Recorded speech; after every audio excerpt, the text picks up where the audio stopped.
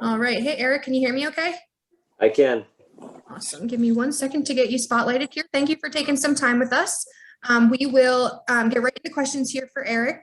If you have them, raise your hand. And let's kick things off here with Zack Sterniolo. Go ahead, Zack. Aric, when you look at this first round, 750 racetracks here, where do you feel like your strengths are as you look into this first round? Well, I feel like our strengths are exactly that. The 750 package that has been our strength this year. We ran really good at Nashville with a new car build for the 750 package, and then we went to Loudon after qualifying on the pole and running top 5 at Nashville. We went to Loudon and started 22nd, I believe, and drove all the way up to the lead and won the race. So I look at that 750 package as our best opportunity, and we need to go into this first round and make the most of that. Thank you.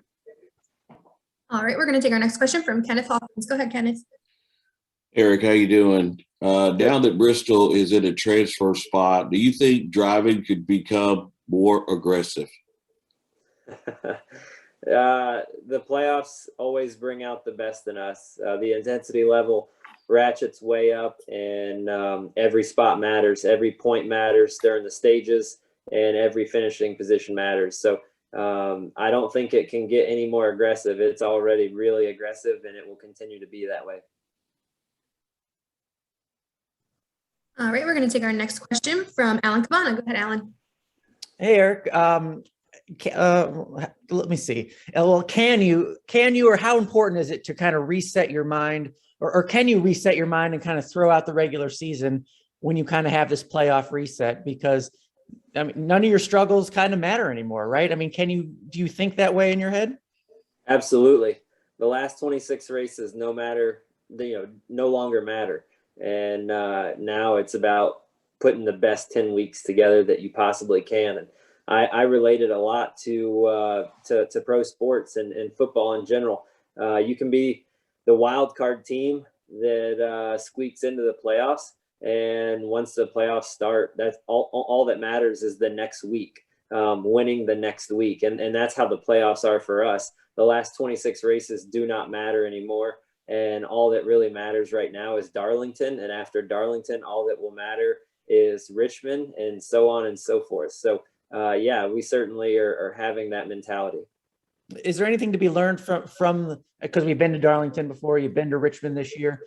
Can you learn from that, or is the slate blank at this point?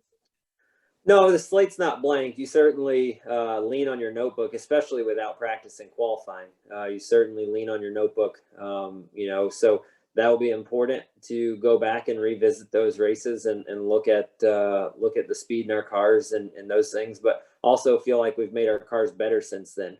So as I look forward to those races, I know that we'll bring better race cars back than we had there earlier in the year. Thank you. All right, we'll take our next one from Daniel McFadden. Go ahead, Daniel. Hey, Aric. Over the weekend, Brad Keselowski said he didn't believe that Fords would be able to legitimately win on the 550 tracks in the playoffs just due to the rules package and other accumulative stuff that is, like Keith says, has neutered them on those tracks. I was wondering, how do you feel about the chances for Ford at the 550 tracks going forward? Yeah, I would say there's some truth to that.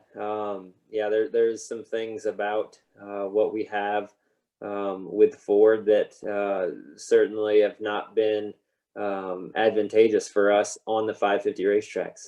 Absolutely.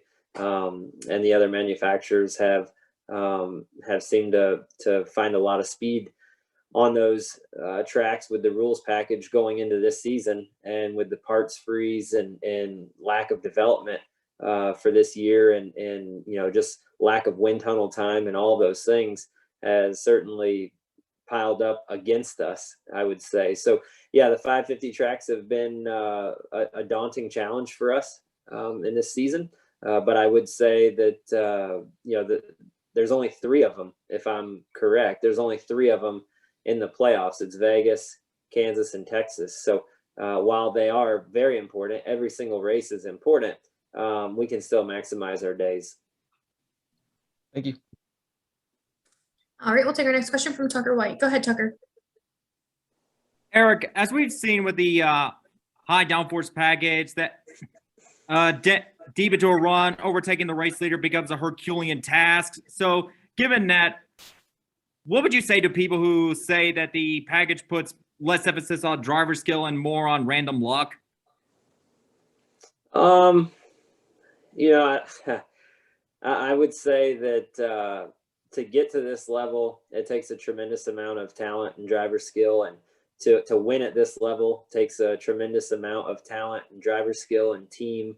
So yeah, I wouldn't say that much of our sport really adds up to luck. You certainly need things to go your way from time to time, and throughout the course of a race, make sure that you're at the right place at the right time and not the wrong place at the wrong time. But yeah, I mean, it takes a great organization, a great team, a great driver, and great pit crew. It's a total team effort. I know the driver gets a lot of credit, but I wouldn't discredit the fact that it is very much a team effort, and you don't really just fall into a win these days. It is certainly by design and talent and making the right choices and having a good day.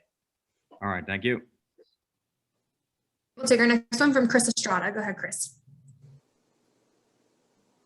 Aric, thanks for joining us.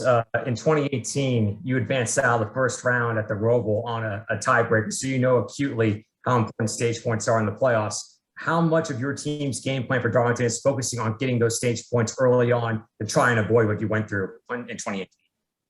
Yeah, it's of utmost importance. Yeah, and I mean, we think about that for sure. You got to score every point you can because, like you said, I'm very aware that it can come down to the checkered flag at Bristol or the last race in the next rounds, and you could be tied, and it could go to your best finish, or tiebreakers past that. So every point matters. Absolutely, we're all very aware of that, and that's why the playoffs are so exciting and they're so intense, because you're constantly battling and fighting for track position and stage points throughout the course of the race. And then when it comes down to the end, you're fighting for every spot on the racetrack.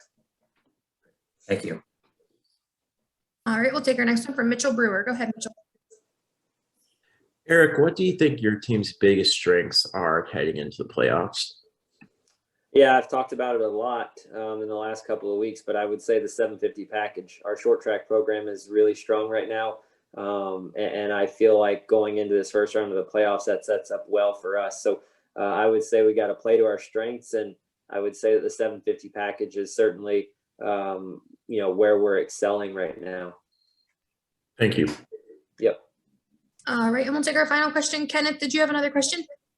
Yes, thank you. Aric, quickly, last time you were at Bristol, there was dirt, obviously, all over the place. Is it a new mindset when you return to the concrete, and were you able to pick up any notes from the earlier race? Yeah, so Bristol on dirt does not correlate at all to Bristol when it's its typical concrete self.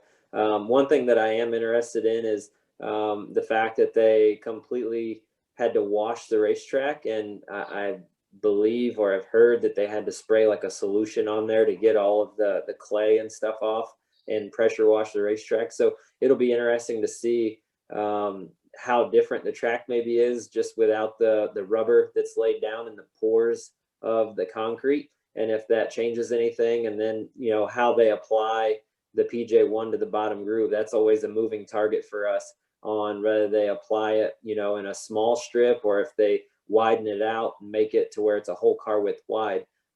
It's always, changing the dynamic of how the cars run around the racetrack. Thank you. All right, Aric. Well, thank you so much for taking some time with us. We wish you the best of luck during the NASCAR playoffs. All right. Thanks, guys. Thank you.